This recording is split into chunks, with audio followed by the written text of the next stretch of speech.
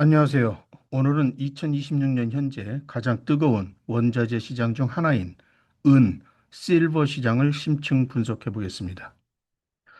최근 코맥스 은 시장에서 역사적인 일이 벌어지고 있습니다. 2월 첫 6일 동안 무려 2245만 온스의 실물 인도가 이루어졌는데요. 이게 얼마만한 이례적인 수치인지 말씀드려보면 2024년 2월 한 달 전체 인도량이 600만 온스였다고 합니다. 6일 만에 작년 한 달치의 4배가 인도된 것입니다. 현재 은 가격은 80에서 82달러 사이에서 움직이고 있고 전년 대비 150% 이상 상승한 상태입니다. 그런데 여기서 중요한 질문이 있습니다. 만약 이 실물 인도 압력이 계속되어서 코맥스가 더 이상 은을 인도하지 못하는 상황이 오면 어떨까요? 이른바 포스 마주르입니다. 불가항력 선언이 발생하면 은 시장에는 어떤 일이 벌어질까요? 오늘 영상에서는 현재 시장 상황부터 역사적인 사례, 그리고 최악의 시나리오인 코맥스 인도 실패 시 예상되는 상황까지 깊게 다뤄보겠습니다. 먼저 현재 코맥스 은 시장의 핵심 지표들을 정리해 드리겠습니다. 코맥스 등록 재고는 현재 약 1억 100만 온스인데 급격히 감소하고 있습니다. 그리고 3월 미결제 약정은 7만 6,091 계약입니다. 온스로 환산하면 약 3억 8천만 온스에 달합니다. 여기서 주목할 점이 있습니다. 재고 대비 미결제 약정 비율이 약 14%인데요. 쉽게 말해서 종이 위의 은 7온스가 실제 금고에 있는 은 1온스만으로 뒷받침되고 있다는 의미입니다. 더 놀라운 건 2월 미결제 약정보다 더 많은 계약이 실물 인도를 요청했다는 겁니다. 새로운 롱 포지션들이 3월 첫 통지일까지 기다리지 않고 바로 실물을 달라고 요구하고 있는 겁니다. 이러한 조기 인도 현상은 시장 참가자들이 종이 은에 대한 신뢰를 잃고 있다는 강력한 신호가 될 수 있습니다. 현재 은 시장에서 가장 이례적인 현상 하나가 뉴욕과 상하이 거래소 간의 가격 괴리입니다. 뉴욕 코맥스에서 은은 온스당 80달러 수준인데 상하이 거래소에서는 111달러에 거래되고 있습니다. 무려 40%의 차이가 발생하고 있는 겁니다.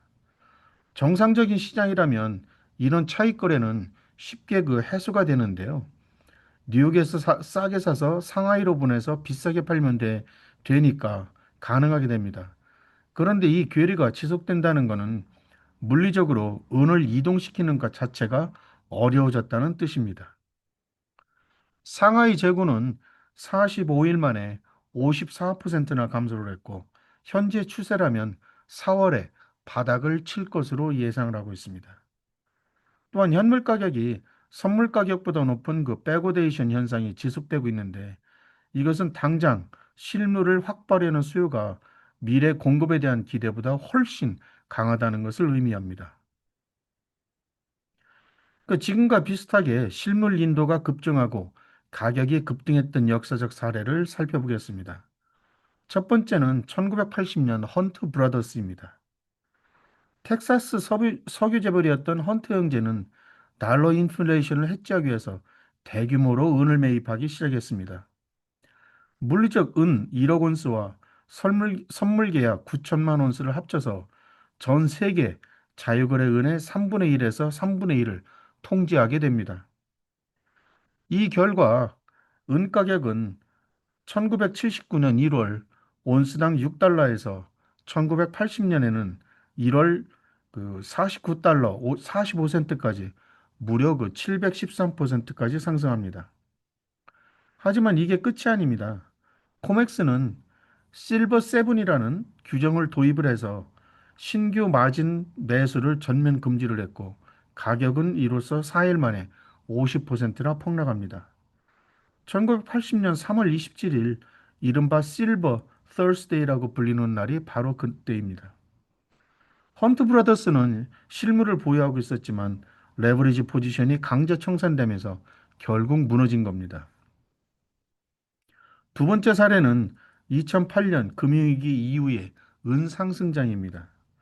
연준의 양적 완화 정책으로 인해서 실지금리가 하락을 했고 은 가격은 2009년 8.5달러에서 50달러까지 무려 500%나 상승했습니다.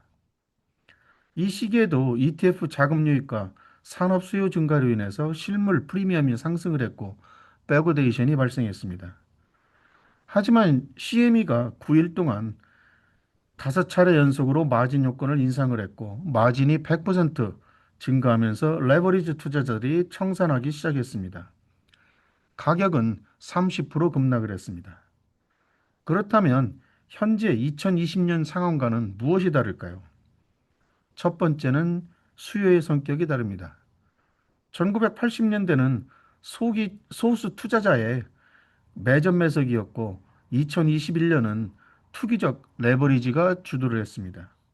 하지만 지금은 구조적 공급 적자, 실제 산업 수요, 중국의 수출 통제, 탈달러화 움직임 등 분산된 실물 수요가 가격을 이끌고 있습니다.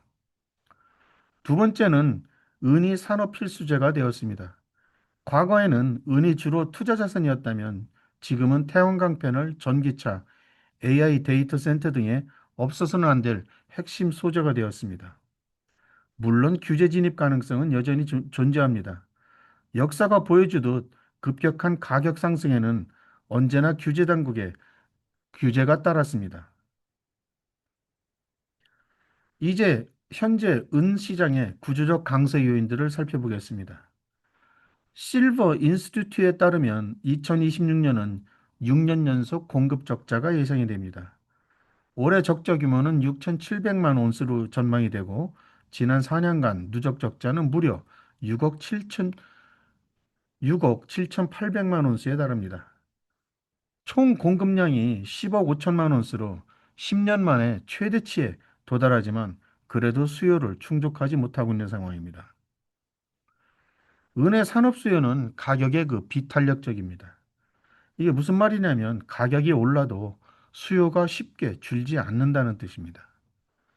태양광 패널 제조는 1기가와트당 20톤의 은이 필요합니다. 2030년까지 글로벌 태양광 설치 목표가 1200기가와트인데 패널 업체들은 은 가격이 올랐다고 생산을 멈출 수는 없습니다. 전기차 한 대에는 1kg에서 2kg 사이의 은이 들어가고 AI와 데이터 센터의 핵심 전자 부품에도 은이 필수적입니다. 심지어 원자력 발전소의 제어봉에도 대량의 은이 추가됩니다. 대체제로 구리를 사용하는 기술 개발이 진행 중이긴 합니다. 중국의 그 롱기는 2026년 2분기부터 구리 기반 태양광 셀 양산을 시작할 예정인데요. 하지만 이런 대체는 상용화까지 수년이 걸립니다. 당장의 수요를 해결하지는 못합니다. 2026년 1월 1일부로 중국은 은을 전략 자원으로 재분류했고 수출을 승인된 기업으로만 제한했습니다. 동시에 중국은 미국 국채 보유를 줄이고 귀금속 축적을 늘리는 탈달러화 전략을 추진하고 있습니다. 중국의 미국 국채 보유량은 2013년 1조 3,200달러에서 2025년 11월에는 6,826달러로 거의 절반 가까이 줄었습니다. 마지막으로 바젤3 규제가 은시장의 구조를 바꾸고 있습니다. 새 규제 하에서 실물 은은 0%의 안정적 자금 요건이 적용이 되지만 종이 은 포지션에는 85%의 안정적 자금 요건이 적용됩니다. 보유 비용이 크게 차이가 나는 겁니다. 그 결과 은행들이 종이 은 숏 포지션을 청산하고 실물 은을 선호하는 구조적 전환이 일어나고 있습니다. 이건 단기적 현상이 아니라 규제에 의한 장기적 변화입니다.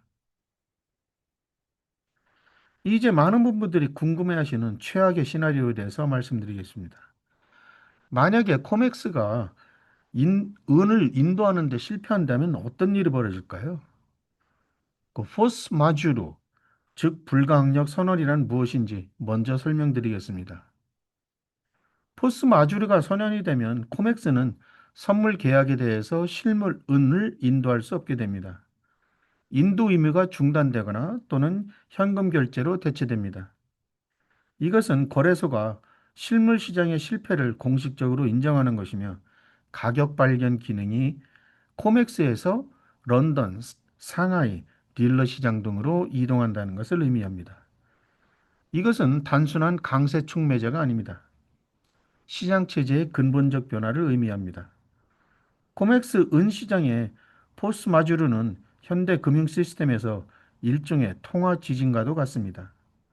글로벌 은 가격 결정 메커니즘의 구조적 붕괴이기 때문에 그렇습니다. 그런데 이런 일이 실제로 과거에 일어난 적이 있는지도 궁금하지 않습니까? 예, 사실이 있었습니다.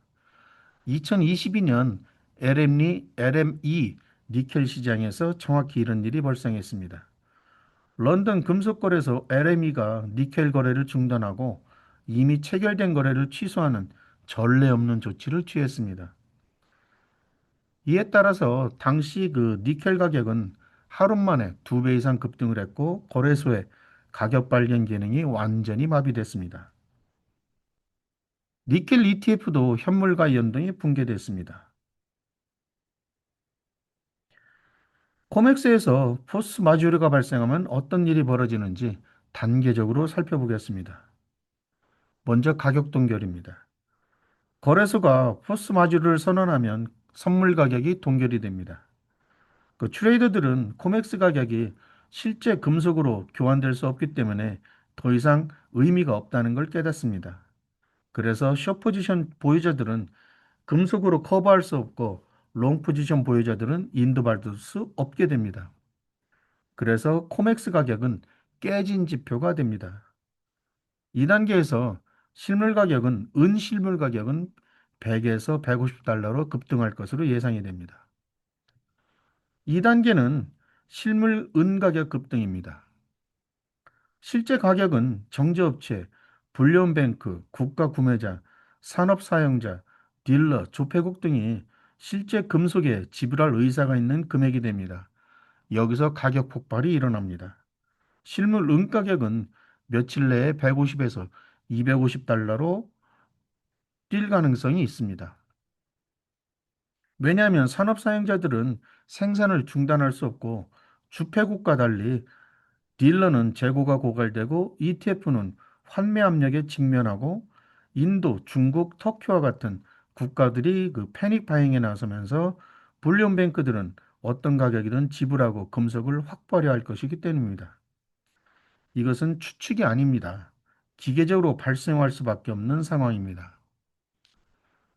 3단계는 포스마르주 상황에서 금은비는 서서히 변하는 게 아니라 급격히 변한다는 것을 의미합니다. 예상되는 금, 은비 비율은 첫 주 20에서 35, 상황이 지속되면 13에서 20, 극단적인 경우 10까지 떨어질 수 있습니다. 이것은 화폐 금속의 종이 시장이 실패했던 모든 역사적 사례와 일치합니다. 종이 시장이 무너지면 실물 시장만이 유일한 시장이 됩니다. 2020년 3월 은부족 사태 때 딜러들은 재고 없음, 가격문이 필요, 매수만 가능 상태가 되었습니다. 그때는 그 코맥스가 정상 작동되고 있었습니다. 포스마르주 상황에서는 프리미엄이 폭발하고 재고가 사라지고 소매 가격은 현물 가격이 80달러에 동결되어도 200달러 이상이 됩니다. 그래서 소매 시장은 암 시장이 되어버립니다. ETF를 보겠습니다. SLV, PSLV와 같은 은 ETF는 승인된 참여자, 수탁기관, 런던 굿 딜리버리 바, 종이와 실물 간의 차익거래만 의존합니다. 코맥스가 실패하면 SLV는 큰 프리미엄으로 거래되고 차익거래가 깨지고 환매가 급증하고 수탁기관이 말을 조달할 수 없게 되고 ETF 주식은 더 이상 현물 가격을 추적하지 못하게 됩니다. 이것은 정확히 2022년 니켈 ETF에서 일어난 일입니다. 은 광산 회사들은 새로운 공급의 유일한 확장 가능한 원천이 됩니다. 고베타 종목들은 실물 은에 대한 콜 옵션처럼 행동합니다. 포스 마르주 상황에서 주니어 광산주는 50에서 150%, 중형 광산주는 100에서 300%, 고베타 종목들은 300에서 500%까지 갭 상승할 수 있습니다. 이것은 과장이 아닙니다. 기초 원자재 가격의 가격 결정 메커니즘이 붕괴될 때 광산주가 실제 보여주는 행동 패턴입니다. 정리해보면 포스 마루조 발생 시 예상되는 가격 경로는 다음과 같습니다. 충격 첫 번째인 24에서 74시간 동안 실물 은 가격은 100달러에서 150달러, 금은비는 25에서 40 수준이 예상이 됩니다. 그리고 패닉 재단계인 그 3에서 10일 동안에는 150달러에서 250달러, 금인비 15에서 30이 예상이 됩니다. 그리고 구조적 붕괴인 2 내지 6주 동안은 은 가격이 200에서 300달러, 금은비는 10에서 20이 예상이 됩니다. 코맥스가 오프라인 상태로 유지되는 극단적인 시나리오에서 1 내지 3개월 내에 300달러에서 500달러까지 갈 수도 있습니다. 이 범위들은 예측이 아닙니다. 선물 시장이 붕괴될 때 기계적으로 발생하는 결과입니다. 자, 그렇다면 투자자들 입장에서 지금 은 포지션을 유지해야 할까요? 아니면 빠져나와야 할까요? 이를 판단하기 위해서는 엑시트 체크리스트를 분석을 해봐야 됩니다. 총점 100점 만점에 현재 점수는 15점으로 추정이 됩니다. 주요 항목을 보면 공급 적자 반전, 아직은 미발생이기 때문에 1점, 산업 수요 악화 역시 미발생으로 1점, 대체제 역시는 부분 진행으로 6점, 그리고 중국 수출 통제 완화는 오히려 강화되었기 때문에 0점이고 탈달러와 둔화는 미발생으로 1점입니다. 엑시트 기준으로 보면 25점 이상에서 25% 청산, 50점 이상에서 50% 청산, 75점 이상에서 75% 청산, 90점 이상에서는 전량 청산을 고려하는데 현재 15점은 아직은 강세 신호로 해석이 됩니다. 분석 결과를 바탕으로 한 투자 전략 권고 사항입니다. 첫 번째, 은 포지션 유지를 권고합니다. 6년 연속 공급 적자, 비탄력적 산업 수요, 그리고 중국의 전략적 통제가 결합되면서 장기 상승 모멘텀이 유지될 것으로 판단됩니다. 두 번째, 실물 은을 선호하기를 권합니다. 특히 포스 마주르 시나리오를 고려하면 이 점이 더욱더 중요합니다. 만약에 포스 마주르가 발생하면 ETF 주식은 실물과 연동이 깨지고 선물 계약은 현금 결제로 대체될 수 있습니다. 그래서 실물만이 확실한 보유입니다. 세 번째는 분할 매수 전략입니다. 1월 고점 117달러에서 현재 80달러로 약 30% 정도 조정을 받았습니다. 이것은 재진입 기회로 볼 수 있습니다. 다만 급격한 가격 변동에 대비해서 분할해서 매수하시는 것이 좋겠습니다. 네 번째는 광산주 익스포저를 고려해 볼 수 있습니다. 포스마주르 시나리오에서 광산주는 실물 은 가격의 2배에서 5배 수익률을 볼 수 있습니다. 다만 변동성도 크다는 점을 유의하시기 바랍니다. 물론 리스크도 있습니다. 가장 큰 리스크는 규제 개입입니다. 역사적으로 CME와 코맥스는 가격 급등 시 마진 요건을 인상하거나 거래 규칙을 변경하였습니다. 실제로 2025년 12월에도 마진이 10% 인상되었고 극단적인 경우 현금 결제만 허용하는 정책으로 전환할 가능성도 있습니다. 단기 변동성도 유의해야 합니다. 은 가격은 1월 29일 117달러에서 2월 초 75달러까지 36% 급락한 바가 있습니다.